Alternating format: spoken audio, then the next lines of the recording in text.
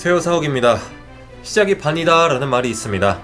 저도 사람인지라 정말 할 일이 많을 때도 지쳐서 뭘 하기 싫을 때가 있어요.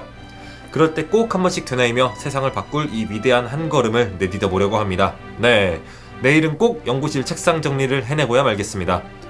오늘은 그런 의미에서 여러분의 반쪽을 상징하는 연구 주제에 대해 이야기해 보겠습니다. 아마 여러분께서 목표하시는 학위 또는 어떤 랩실을 경험하셨냐에 따라 두 가지 반응으로 극명하게 나뉘지 싶은데요. 아니, 연구 주제는 점지되는 것 아니었나요? 혹은 연구는 그냥 하고 싶은 것 하면 되는 것 아닌가요? 일 것 같아요.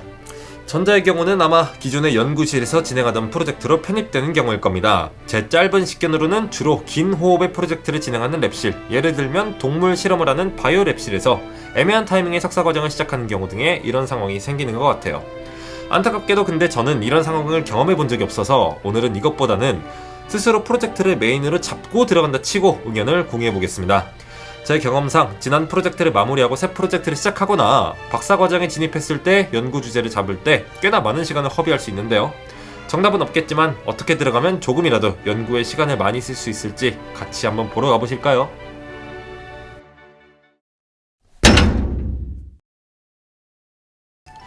아무래도 제 학부 때 얘기를 안 할 수가 없을 것 같습니다. 저는 생명과학 계열로 대학에 입학했는데요. 당시 꿈 많은 젊은이였던 저는 탈모 치료제를 개발해서 떼돈을 벌고 싶다는 원대한 꿈이 있었습니다. 그리고 놀랍게도 이게 제가 대학원이라는 진로를 처음 떠올린 계기였죠. 그래서 지금 이 인류 구원 프로젝트가 잘 돼가고 있냐고요? 안타깝지만 아니요. 우여곡절 끝에 제가 선택한 전공은 이것과는 수천 광년 정도 떨어져 있습니다. 이렇게 된 데는 여러 가지 이유가 있지만 그중 가장 큰 걸 꼽자면 제 천성과 맞지 않아서였어요. 평생의 업이 될 이 연구 주제는 내가 하고 싶은 것이라고 해서 선택할 수 있는 게 아니라는 걸 깨달아버린 겁니다. 학부 전공이 무색하게 저는 실험에 소질이 전혀 없는데요. 군 전역 직후 모 스타트업에서 인턴을 하던 중 세포에 밥을 주다가 실수로 얘네를 싹 다 폐기물통으로 이사시켜버린 걸 계기로 생물학도의 꿈을 접었습니다. 대학원생으로서 우리는 졸업을 위해 연구 성과를 만들어야 합니다. 아무리 재밌고 흥미로운 주제라도, 그리고 아무리 핫한 분야라도 스스로 성과를 내지 못하면 내가 그 분야의 전문가라는 걸 증명하기 어렵겠죠. 게다가 대학원 생활 내내 나는 쓸모없는 인간이다 같은 생각에 사로잡혀버릴 수도 있겠습니다. 그래서 저는 랩실을 결정할 때 교수님의 전문 분야가 나와 잘 맞는가를 중요하게 생각해야 된다고 보는데요. 지난 영상에서 인턴을 꼭 해보시라고 했던 이유가 여기 있습니다. 바로 이게 제가 연구 주제를 잡을 때 가장 먼저 고려해야 하는 점입니다. 좋아요. 그럼 분야는 결정했다 치고 실제로 어떤 문제를 풀어야 하느냐는 다른 얘기일 텐데 어떻게 시작하면 좋을까요?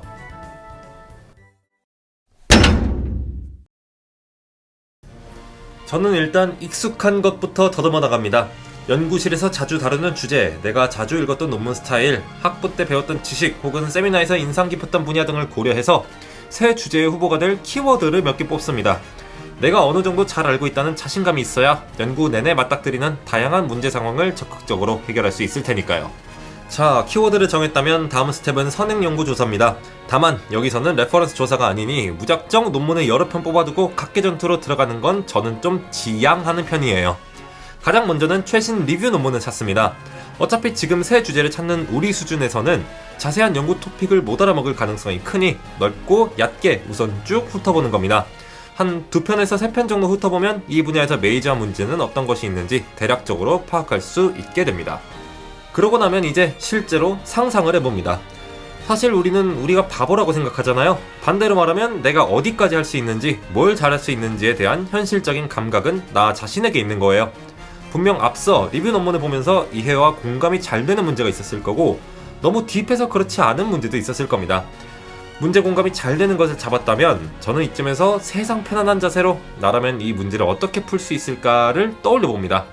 막 말이 되고 대단한 상상을 하는 게 아니라 그냥 브레인스토밍을 해보는 건데요. 보통은 되게 어이없는 상상입니다. 예를 들어 사람들은 더 맛있는 치킨을 먹고 싶어 한다, 뭐 이런 문제를 푼다면 여자친구와 함께 먹으면 더 맛있지 않을까? 혹은 파인다이닝 마냥 치킨을 예쁘게 꾸며서 주면 더 감질나지 않을까? 요런 거 같은 거라든지요. 이때 키보드보다는 손글씨로 메모하면서 생각을 이어가 나가다 보면 더욱더 잘 되는 느낌인데요. 중요한 것은 한번 생각을 너무 길게 하지 않는 겁니다. 저는 아무리 길어도 이 상상 시간이 30분 이상 넘어가지 않도록 하려고 하는데요. 정해둔 시간이 다 지나면 떠올렸던 것들 중 하나를 정해서 꼭 구현해봅니다.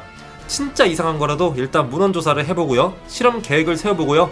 뭐 코딩으로 시뮬레이션이 가능한 방법이라면 한번 짜봅니다. 현실적인 정보가 들어와야 멍때리기에 빠지지 않고 생각이 업데이트되기 때문인데, 혹시나 이런 실험적인 과정에서 실마리 찾기에 성공한다면 그야말로 창의적인 아이디어가 나오게 되는 거겠죠. 아니라면 뭐 다시 처음으로 돌아가면 되는 거니까요. 이 과정에서 제가 특히 신경 쓰는 건 내 실험의 메시지가 단순한 퍼포먼스 향상이 되지 않는 겁니다. 지난 연구와 동일한 주제에서의 좋은 수율 혹은 좋은 성능 자체에 포커스가 맞춰져 있다면 실험을 하고 논문을 쓰고 리뷰를 받는 이 긴 시간 사이에 높은 확률로 더 좋은 연구가 발표돼서 비교 대상이 바뀔 거예요. 특히 AI와 자동화가 빠르게 발전 중인 요즘은 더더욱 그럴 텐데, 뭐 이런 스콥이 발생하면 기약 없는 치킨 게임에 빠지게 될 수 있습니다. 그래서 퍼포먼스 향상은 메인이지만 전부가 되어서는 안 될 것이고요. 혹시나 스콥을 당하더라도 빠르게 피벗할 수 있기 위해서는 내 연구에 또 다른 컨트리뷰션이 있어야 할 겁니다. 가장 베스트는 특정 태스크를 위한 성능은 좀 떨어지더라도 우리는 방향이 좀 달라서 기존에 건드리지 못했던 문제를 건드렸다, 뭐 이런 식으로 전략을 취할 수도 있겠고요. 이거 아니라면 뭐 실험 비용, 시간적 효율성에서 조금 더 이득이 있다, 혹은 코딩이라면 연상 속도나 램 사용량 뭐 이런 것들이 있을 것 같아요. 전략은 초반에 많이 준비해두면 많이 준비할수록 후반부에 취할 수 있는 스탠스 혹은 피벗할 수 있는 뭔가 전략 같은 게 많아지니 다양한 측면에서 연구를 바라볼 수 있는 시각을 유지하는 게 무엇보다 중요할 것 같습니다. 뭐 요약하자면 의도적으로 이상한 상상을 하면서 연구 초반에 너무 좁은 시각에 갇히지 않도록 하자, 뭐 요 정도로 정리할 수 있겠네요. 뭐 여기까지 오셨다면 머릿속에 한두 가지 정도 떠오르는 뭔가가 있으실 텐데요. 조금 더 실무적으로는 연구의 강조점을 어디에 두느냐에 따라 연구를 크게 두 가지로 나눠볼 수 있습니다. 이에 따라 연구 설계와 논문 작성의 전략이 약간 달라지는데, 이 내용에 관해서는 곧 다시 찾아와서 자세히 소개해드리겠습니다. 코어를 하시거나 할 때도 알아두시면 좋을 내용이니 꼭 다시 찾아와주세요. 사옥이었습니다. 봐봐.